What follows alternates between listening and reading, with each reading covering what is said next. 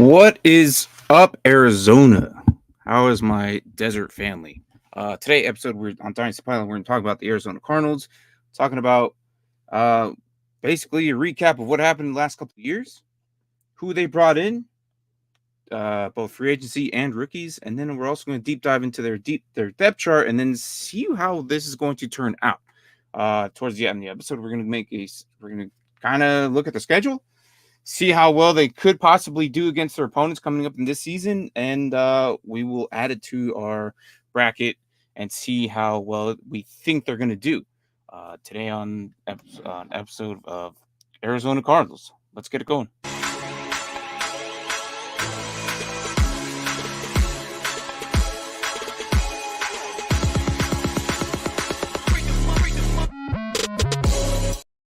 What is up, Arizona? Today we are going to definitely talk about how the Cardinals are changing things up. Let's be honest. The last 2 years has been kind of crazy. There was rumors where we were going to get rid of Kyler Murray. There was points where we didn't even want him. We were looking into a different quarterback. That was almost 2 years ago. Now we're 3 years in after that from two years ago, and he seems to be the franchise QB. So here we are. It's kind of crazy that we went 4-13 2 years in a row.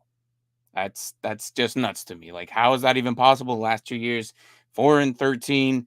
But I mean, this year's draft and what they brought in could be a big game changer for this team. They had 11 picks going in, and two of those picks were basically the first rounders, and then six of those picks, I believe 7 of those picks were in the top three. So in the top 3 rounds. So the amount of talent that they brought from the draft is amazing. They basically own this entire draft. They had a pick almost every round. But we'll get into that. Jonathan Gannon obviously is the head coach. He's coming into his second year. He didn't have much time with Kyler Murray last year under center due to the torn ACL. I don't think he came back until almost week 9, week 10. They were 1-8 by the time Murray even stepped in. Now, when Murray did play, they were 3-5. So total only 4-13. So, but in those like 8 games that he played, he did exceptionally well. Of course, no D-Hop last year, so that kind of changed things. He had Marquise Brown. Of course, when the team knows that it's the one and only guy, Trey McBride had to step up, and he did what they needed to do. They drafted him last year on the second round. I'm sorry, the year before that was the second round, and he's been playing to his best potential as a tight end. He's actually drafted in mock drafts nowadays as a very high, probably 5-6 tight end under mock drafts now. So they utilize him a lot. He's a PPR machine. He's very tough. The guy's only 6'3", 6'4", so he's not a giant, but he gets it done. So obviously last year they spent their first round pick on Paris Johnson, who was a really good left tackle, who's probably going to be the main forte of that line and probably protect Kyler Murray.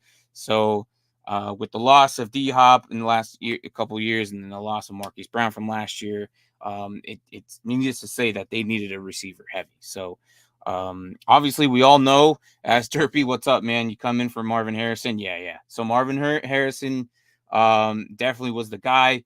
What's up, Tua? And okay. Bringing in sleeper jokes. Okay.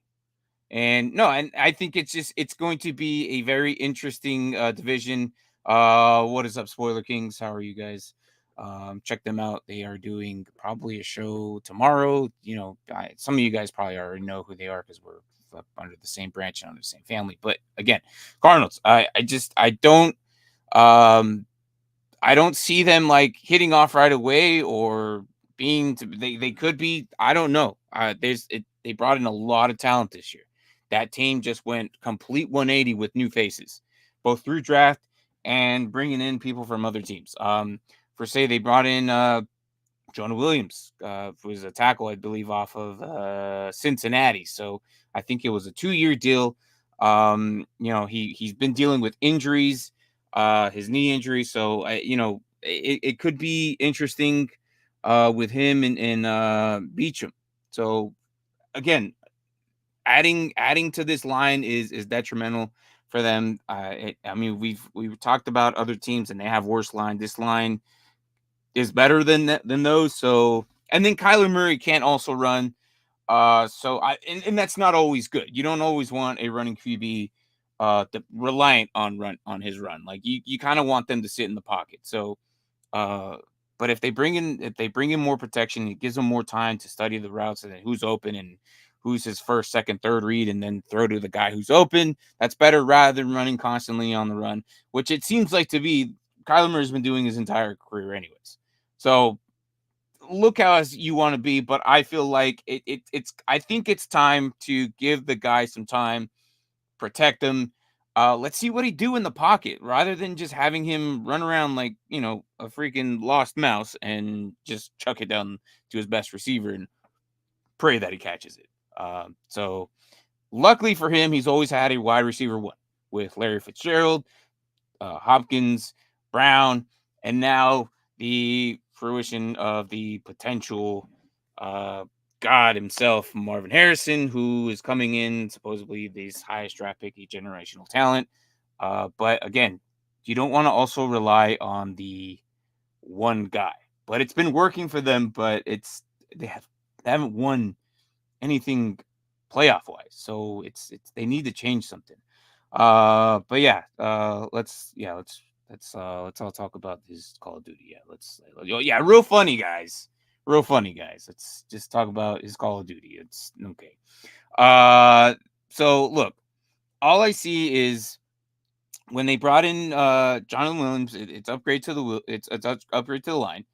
They also brought in DJ Dallas from Seattle, who I think is probably just going to be a return man, to be honest. I don't think it's going to be anything in the mix of the running backs. It could be. I mean, obviously, they brought in Trey Benson in the third round. We'll get into that. Chris Moore brought in another receiver. Justin Jones from Chicago. All these assets, they're kind of like good, but again, it's not like a big splash play. Honestly, and I think the biggest one that they made in the offseason was Sean Murphy Bunting, who's also struggled with injuries as well. So if he can stay healthy, good. It's kind of a risk for him to stay healthy, but again, they signed him for a 3-year deal.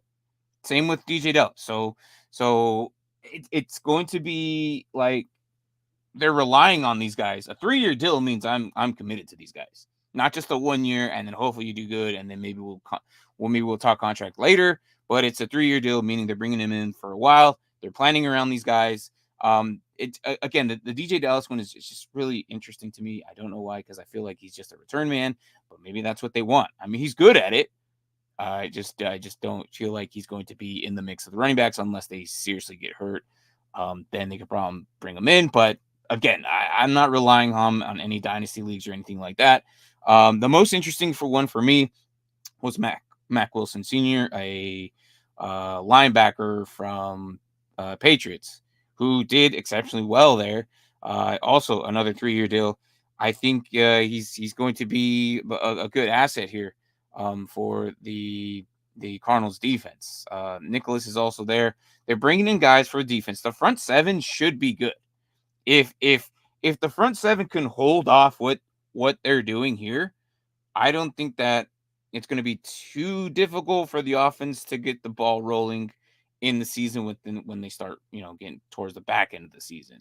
But again, injuries are going to count. The depth chart's going to hurt them. I don't know if they're going to be healthy by then. Of course, I don't want them to get hurting. I don't pray that, but it happens. We all know this. NFL, it just happens. So, but yeah, let's get into these rookies. Obviously, with the first pick was Marvin Harrison, out of Ohio State. What can I say? He's all around good talent. He's going to be basically the number one guy. But again, like I said earlier, I don't think it's healthy that they're going to rely on him as being the number one guy. If you're relying on a rookie, then there's something wrong with this team. There's something broken about it. There's something that they need to fix. You can't just rely on the one guy. if Marvin goes down, then how are you like? It just I understand Trey McBride's there. I get it. And then they're bringing in, with Connor, with Trey Benson, obviously, who I don't think it's going to be good if they're relying on just the one guy. So again, Darius Robinson as an edge, really good. I absolutely love this pick for them. I think both these picks are just chef's kiss for both of them in the first round. They didn't, move around with the draft picks. They didn't trade one away. They just kind of stuck with their guns. They got what they needed, and it's good because they really needed an edge. Darius Robinson, I think, was probably like the fifth or sixth guy I thought I had on the board, but the Cardinals believe in him. He's really good. I saw him in Senior Bowl. He did really good. He's got good size, good hands. And I think moving like during his college career, when they moved him kind of towards the outside, you could see that he's probably ready for the NFL speed. So I like what they did here. Max Melton, obviously, they need help in the secondary. That's probably the worst part they have. And even then, they still have, some pretty good DBs. So, again, this defense is going to have to, stay strong and hopefully not get injured to let the offense kind of get the ball rolling here. So after the second round, they had 4 more draft picks. It was they basically owned all of third round. They went with Trey Benson, who I think is going to be eventually the future here. If Connor retires here, which I think he should retire as a Cardinal, I don't think he should go anywhere else. I think he just needs to stay here. So, just kind of in your career here as a Cardinal, like you got probably another 2 years left in the tank, 3 years. I don't know. You're getting older, but I think this is why they brought in Trey Benson out of Florida State, and he's pretty good.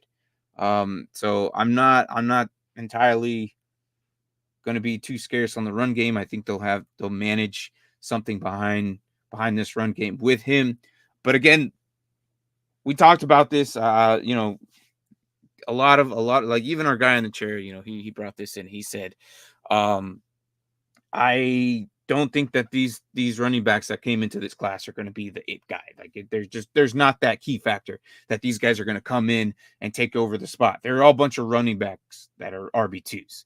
So, a bunch of RB2s coming in. They could elevate themselves to the starting spot after some time. But I just don't think that's going to happen.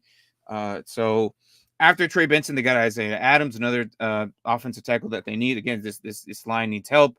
But again, it's not the worst ones we've seen. Ryman, a tight end, Illinois, and then Elijah Jones, who I think is going to be a good one. Again, that DB, Darian Thompson, Demerson, safety. Like they brought in more key depth here to these DBs. Again, the front seven I think will be good enough.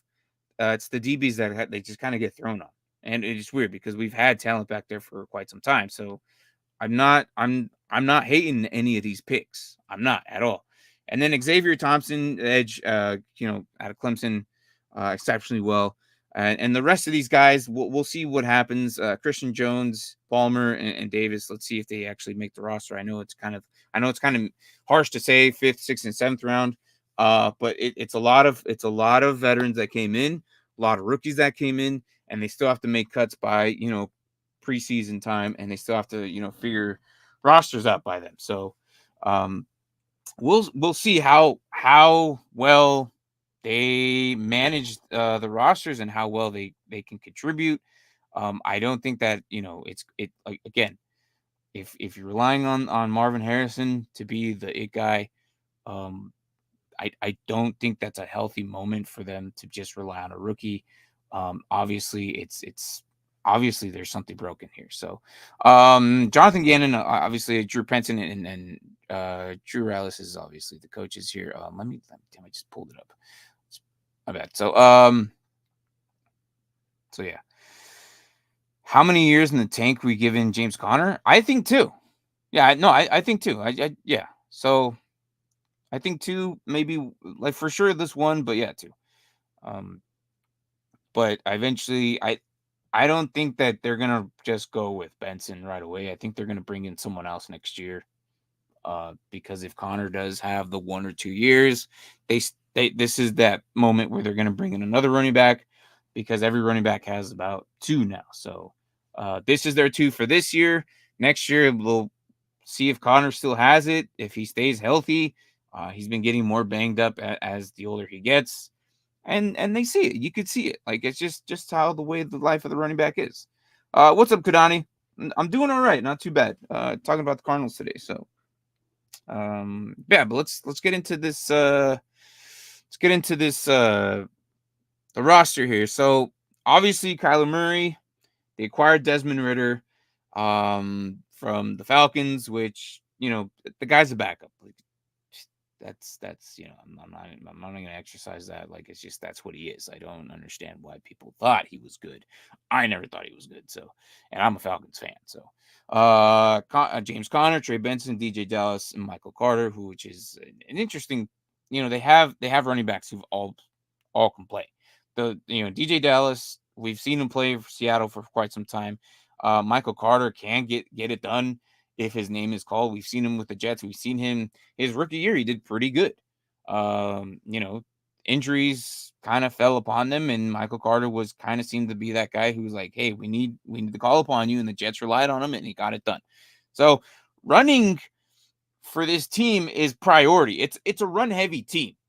So they're going to have 4 solid running backs who could probably get at least 5 yards, carry every now and then. Goal line back, obviously, with James Conner, just throw his ass in there. So we'll see how it goes. The run game, I think, is going to be very strong for them. As for passing, again, Michael Wilson, they drafted last year in the 3rd round. So, it is, he's not bad. He's going to be, I think, a key factor here. I think he's going to surprise a lot of people. They brought back Greg Dortch, who we all loved before, and so I think it's very good that, hey, come back home. We missed you. Obviously, we need the veteran help as well, and he's been in for at least 3 years, so he's been around. He knows San Francisco. So coming back home is good. As for offense, Dynasty wise, obviously, if you're not drafting Marvin Harrison the 101, I don't know what you're doing. In any format, really. You tell me Superflex, I might still go Marvin Harrison. If I'm good at QB, honestly, I'm still going Marvin Harrison. This guy's going to be a PPR guy eventually throughout his entire career. He's good. And then people were like, oh, he didn't sign, and up until like a couple days ago. Like, I get it, I understand. But he also comes from a lineage of family, and I think that he's talking to his dad about signing, and it's just like, look, he's signed now, so it doesn't even matter. But Trey McBride and is going to be, another valuable asset, and Kyler Murray loves that man, so he's got somewhat of weapons he could throw to. They brought in Zay Jones, who, can be really good. I think he's going to end up being like the wide receiver 2 or 3 here anyways. So he's got weapons, and I'm not entirely too worried about how this offense is going to run. I think they're going to be productive, and it wouldn't surprise me if they're short of playoffs or make playoffs. Honestly, it wouldn't surprise me. However, I got to look at the schedule first, and we're going to see how well they're going to do. It's going to be hit or miss team. If they can all stay healthy, they could probably go to playoffs. If they can't, it's going to be detrimental, and they're going to fall probably within the first 6-7 picks again. Let's just hope they're not 4-13 again, because that number really sucks for them. 4-13 twice in a row is just that. Yeah, that really sucks. As for defense, obviously we talked about Darius Robinson, who's probably going to come in, be that star rookie. He's going to slide in right away. He's going to get things done. Justin Jones, Saving Collins. This line isn't too half bad. Zamir White, and BJ Ojolari, who they drafted last year as well. Like, the front seven's not bad. It's talented. It's really good. I just think that it's the secondary with even Sean Murphy-Bunting and Buda Baker back there. Like, it's if they can get it done, and I think that if they don't get thrown on, and if they contain the run, and they can, handle, good reads, and apply pressure to the QBs, it's going to help out the secondary. It This team's going to rely on this defense a lot, and I hope that they don't get hurt. I would like to see them do a little bit above freaking 4 games. If they give me 8, I would be happy. But of course, I always want to see my home state, succeed. I don't know, the atmosphere when you're in your own city, it's a different atmosphere, and you can feel it when your home state, regardless, even if you're a fan of that team's home state, like you get just feel it in the air, the atmosphere. Going to work, you just feel like, hey, the Cardinals are in. Holy crap! But the issue here with Arizona is, I'm going to tell you, and I don't know how it is with these other states, right? But I'm going to tell you that the fan base here, they've been beat up so much that it's not a matter of if they can, you know, lose. It's a matter of when. That's the issue. We're so reliant on losing here. It's a matter of when, not a matter of if. It's a matter of when. When they start losing, things start changing here, and you can feel with the team, and that's kind of how it's always been.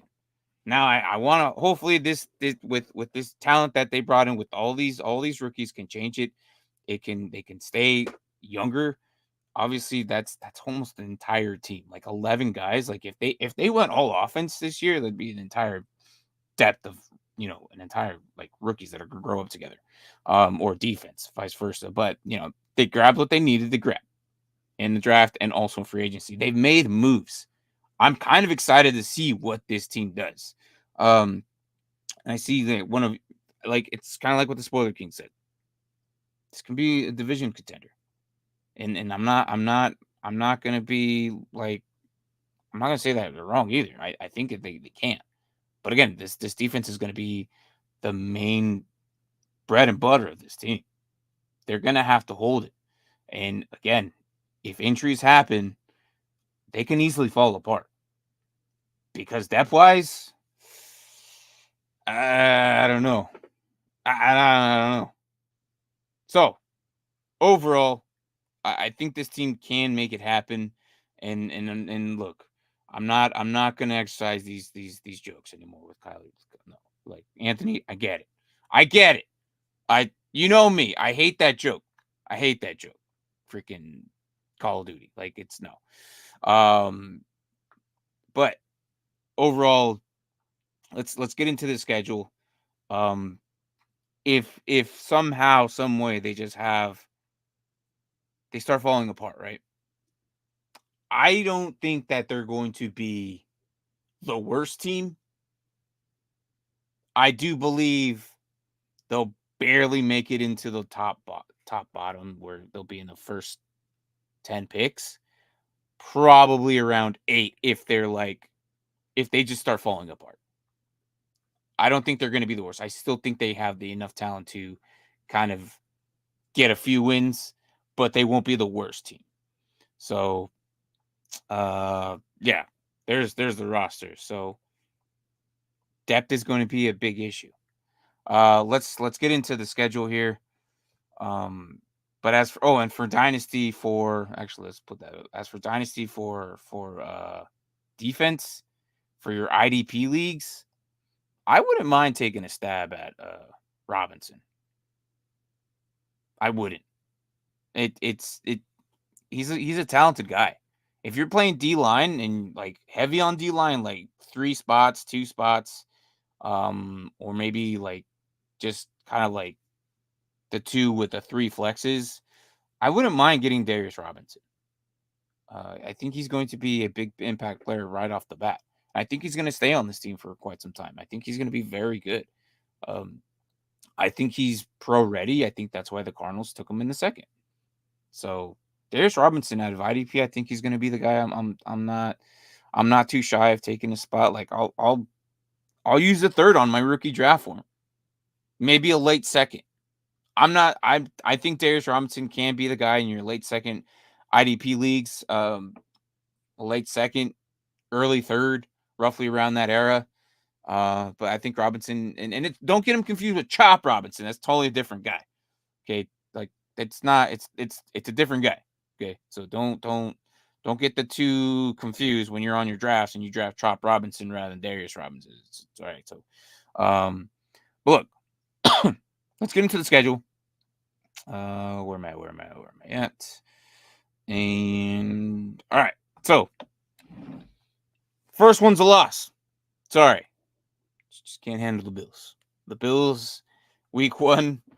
When they're healthy, they just make it happen. It's always been like that. The first opening week, Bills just dominate. They're just as reliable as winning the first game as much as Myles Garrett on week 1 getting 3 or 4 sacks. That's just the way it is. But then you guys have LA and the Lions and then the Commanders. LA is going to be very interesting.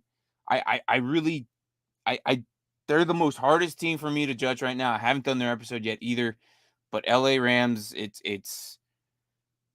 could be really, really good, really, really bad. But I think week 2 early, they're all healthy. I think it's gonna be a loss here for the Cardinals here opening week. Sucks to suck, but hey, that's what it is. Then you guys hosting the Lions, who I think are gonna be really good. I think that's another loss. Sorry. Commanders is interesting. And when we talked about the Commanders on the Commanders episode, that one was the hit or miss one for us. I remember even talking to Anthony about it. And we're like, I don't know. That one could be a win. That could be a loss. And I think we were bouncing around between 4 or 5 wins because of this specific game. So I'm gonna give it to the Cardinals here. It is at home, so I'm gonna give it. I'm giving them the upper hand here, but I think just going 0-3 and then get their first win here with Washington. Like, just spark some light here. And then another loss to San Fran. It doesn't look pretty. They could lose to Green Bay. I think they could probably sneak a win on the Chargers somehow, some way, just because it's a new coaching development over there. They're going to be run heavy in the Chargers era. Unless they figure out their pass catchers over there by week 7, they should. But again, I don't know.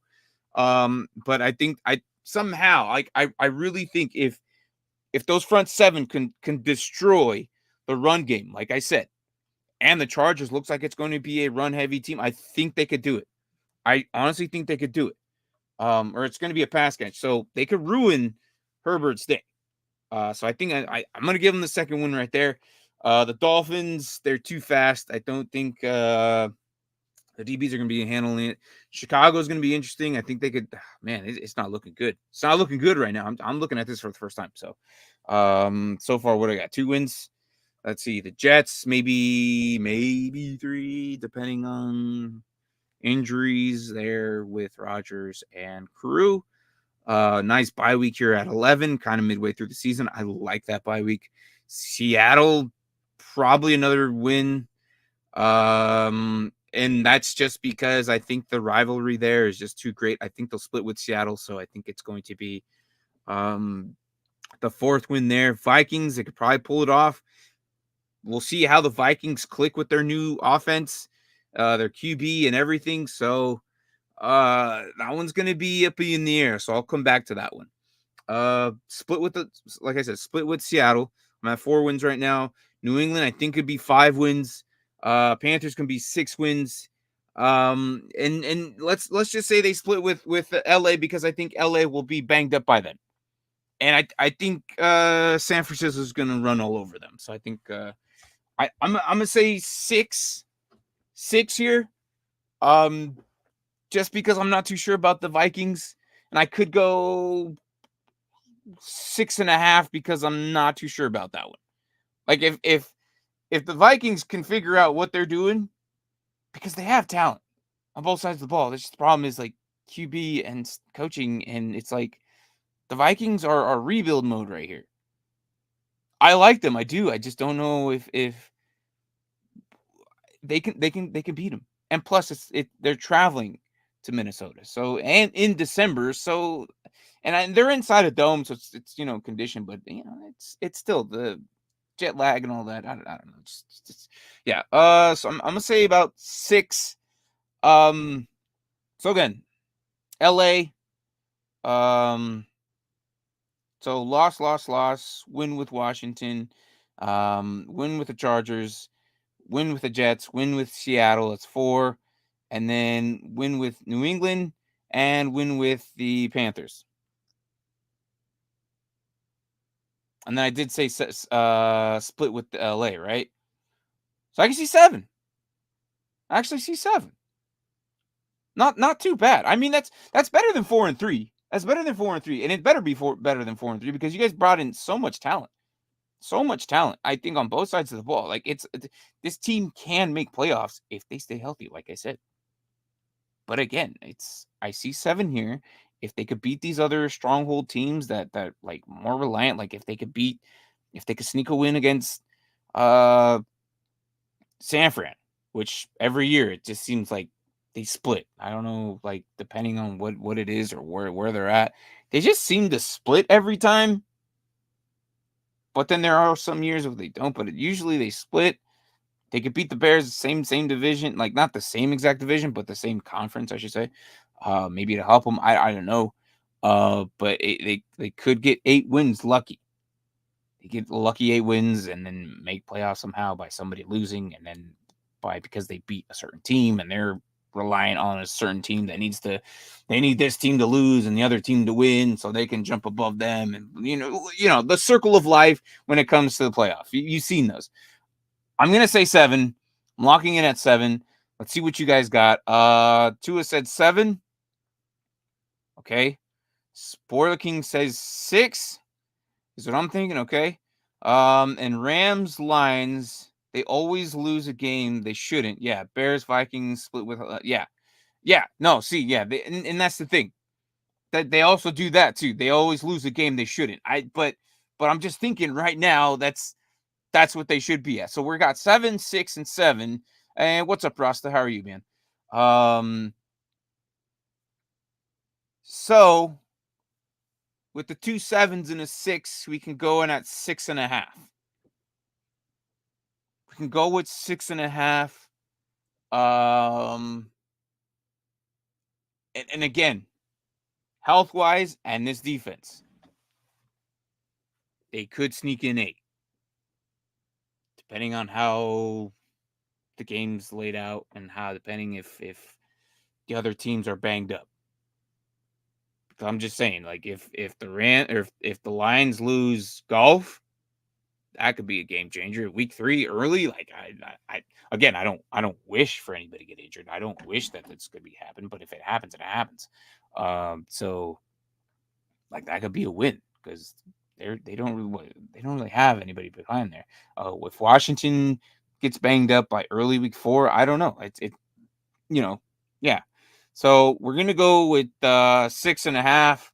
Unless who says drop your prediction. If he drops his prediction, we'll change it. But so let's go with 6.5 right now.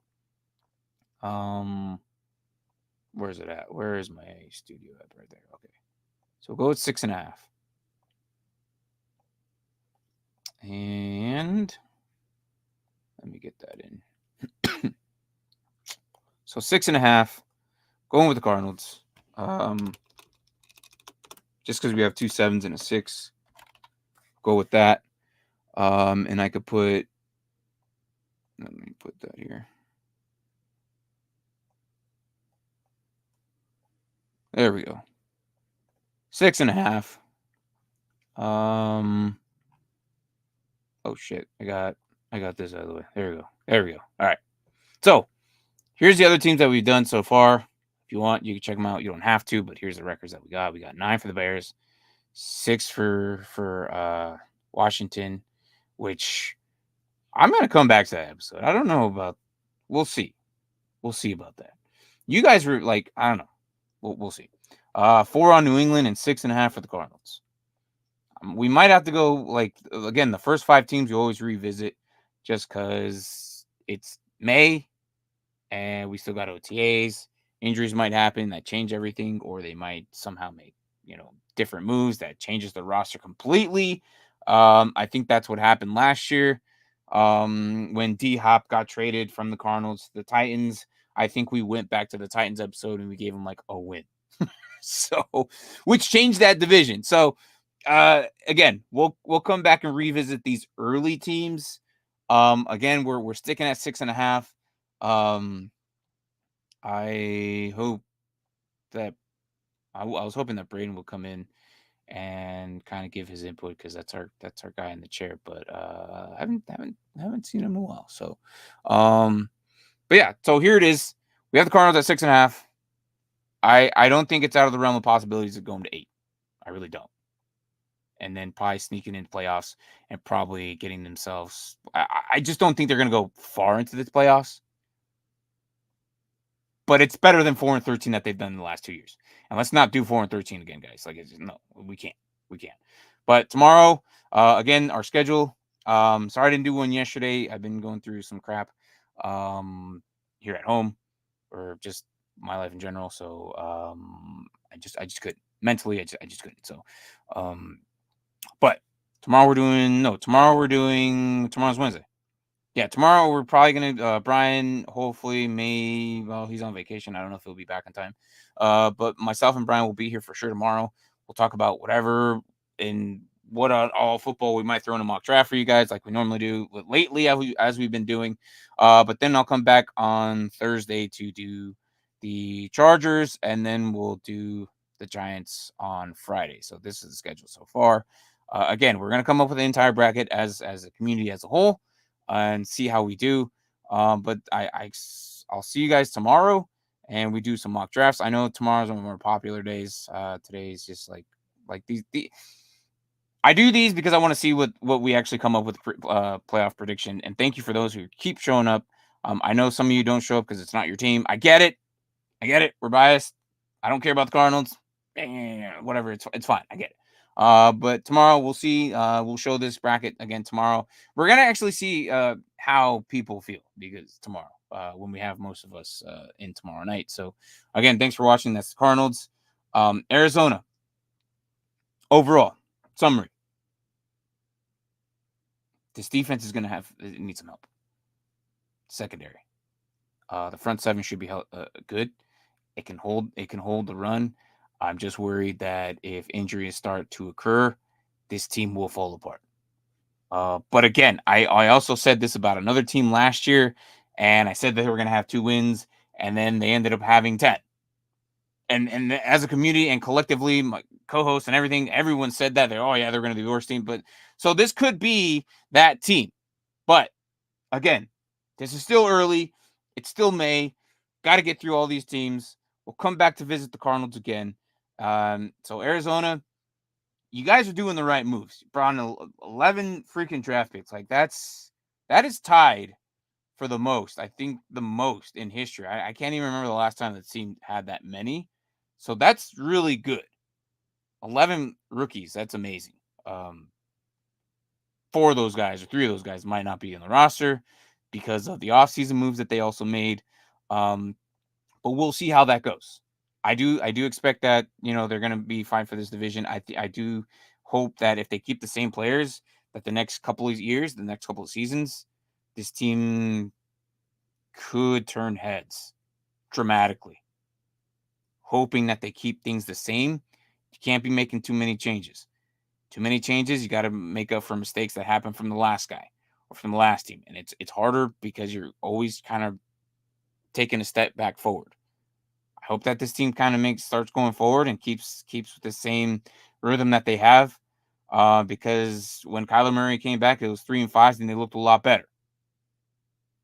But before he was gone, it didn't look so hot.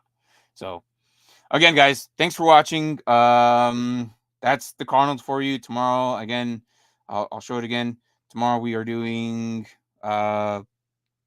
no, not tomorrow, but Thursday we're doing the Chargers. Tomorrow we're doing our Wednesday shenanigans. So I'll see you guys then. And I'll see you guys Thursday for another breakdown on the Chargers. That one should be interesting because the entire coaching and everything should change. And they lost some key players. So again, thanks guys. Good morning, good evening, good night, where the hell you guys are at. I'll see you guys then tomorrow. We might do another mock draft again. So all right, later guys. Thanks for watching.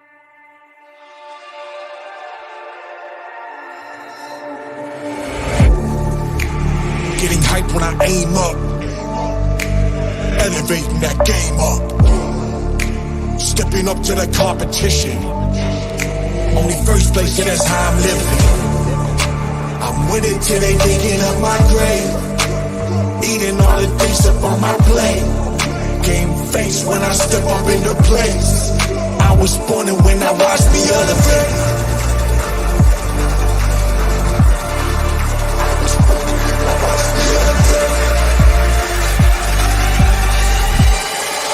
I was born and when I watched me elevate.